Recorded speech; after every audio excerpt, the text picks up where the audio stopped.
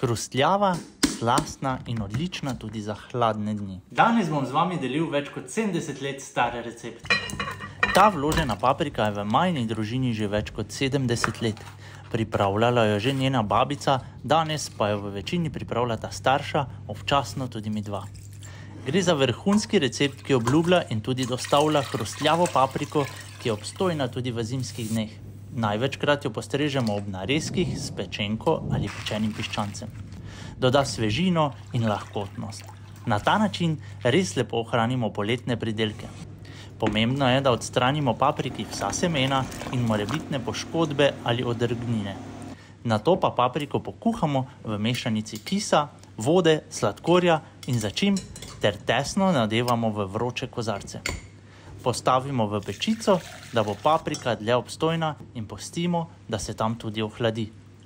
Nato hranimo v temnem prostoru celo leto ali celo več. Pa dober tek!